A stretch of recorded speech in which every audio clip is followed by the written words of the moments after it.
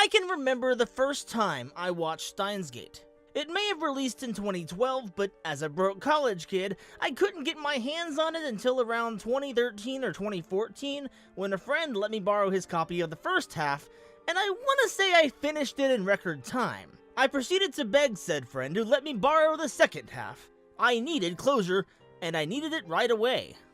It was a series that knotted my brain. With a feverish resolve, I scanned the internet for anything related to time travel. I may not have thought it possible, but damn it, I was fascinated. It's thanks to Steins Gate that I discovered the inspiration behind the series John Teeter, a real-world incident back in the early days of the internet that directly or indirectly led to a Martin Pullman filing a patent for his own, now abandoned, take on time travel. If you're even remotely interested in the concept of traveling through space and time, I highly recommend you take a dive down the rabbit hole on this subject. It's a wild ride, but I digress. Steins Gate is a stunning example of what the medium is capable of, with a fantastic cast of relatable characters and an emotional plot that anyone, anime fan or no, can relate to. It ended perfectly. It didn't really need anything more. It was a series that, if all we had was what we got, there'd be nothing left to say. But, as you may know, there's a problem in the industry when it comes to making second seasons. In most cases, an amazing series ends up never getting a sequel, while titles that don't need a continuation end up getting one. I'm sad to say that, in the end, Steins Gate is an example of the latter. I've had people try to make the argument that Steins Gate Zero isn't canon when it clearly is. If you've seen the original, you'll remember that in the final episodes, there's a point when Okabe Rentaro, in trying to save Makise Kurishi from dying and prevent World War III, ends up accidentally killing her himself and falls into an unspeakable despair. Mayuri Shina, Okabe's best friend, ends up snapping him out of it, but the general idea is that Steins Gate Zero takes place in a world where she instead comforts and defends him, thus sending him further into despair. It's in this world line, what is referred to as the Beta Attractor Field, that the events of the series occur, which include Okabe and his comrades working together to casually ignore the fact that they are on the verge of World War III. In the original, CERN, the fictionalized version of the real-world European Organization for Nuclear Research, is the ever-present antagonist, but in this pseudo-sequel, they're almost nowhere to be found. In fact, Kiryu Moeka, one of the Rounders who was responsible for many of the traumatic events of the original, ends up being one of Okabe's most trusted allies, and new characters Hiajo Maho and Alexis Leskinen play pivotal roles that they somehow don't play in the Alpha Attractor Field. So, is CERN part of the antagonistic force of Steins Gate Zero? No. In fact, the closest involvement CERN has in the series at large is Tennoji Yugo, the chief of the Rounders, cooperating with Okabe against the real antagonists. If you dive into the lore of the series, you'll find that CERN, as well as many other shadow organizations, are all part of a larger force known as the Committee of 300, or the Illuminati, or whatever you'd like to call them.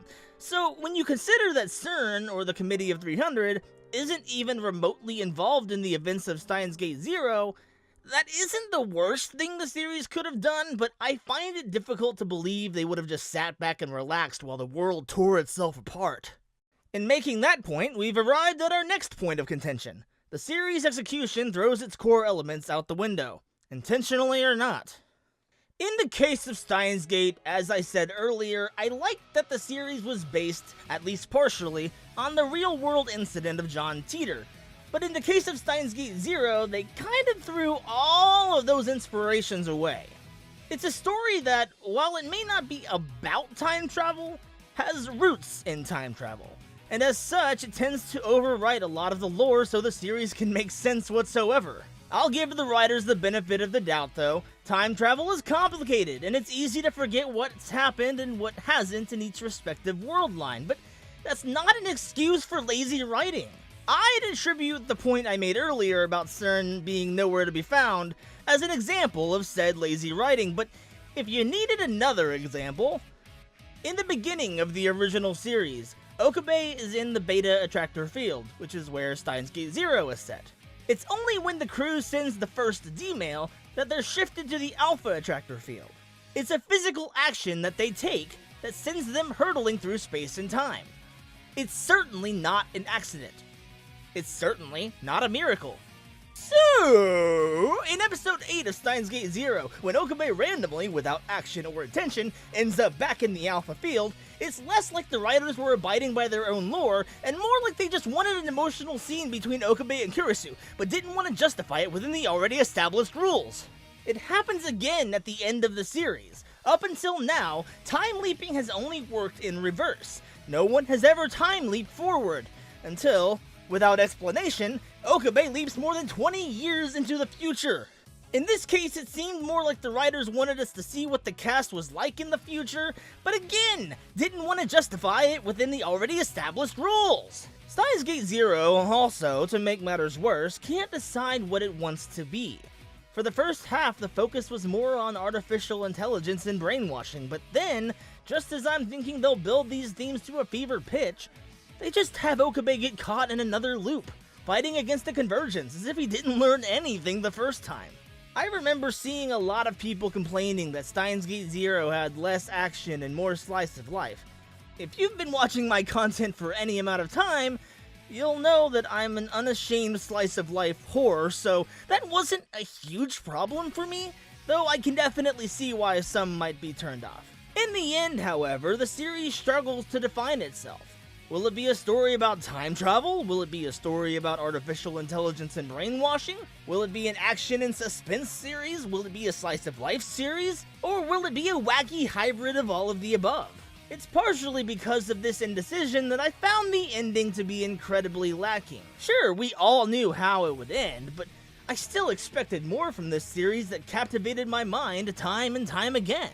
In terms of the OP and ED, it's once again opened by an iconic track from Kaneko Ito called Fatima. And like in the original series, this is the only opening track from the first to last episode. I hesitate to say this OP is as good or better than Hacking to the Gate was, but it's definitely one for the record books. Its ED, on the other hand, is different. There are two. Last Game by Zwei is the first, and World Line by Asami Imai is the second. I remember being filled with this uncontrollable hype each and every time it came on, if only because almost every episode ended with something insane that I had to digest until the next chapter. It's remembering the good times I had with this series that brings us to our conclusion. I'm gonna rip the band-aid off. I don't think Steins Gate 0 needed to happen. Steins Gate is a fantastic story about people fighting back against something much larger than themselves in an effort to reclaim what they've lost. It didn't need a continuation, but the truth is, it got one. And as much as it may seem otherwise, I didn't hate it. I think that when I find a series I truly adore, and it tanks in the final few episodes, it often seems like I hate it more than I really do. It hurts tearing this series a new one like I've done in this video, but I just can't ignore the blatant inconsistencies and poor writing choices. I wish I could.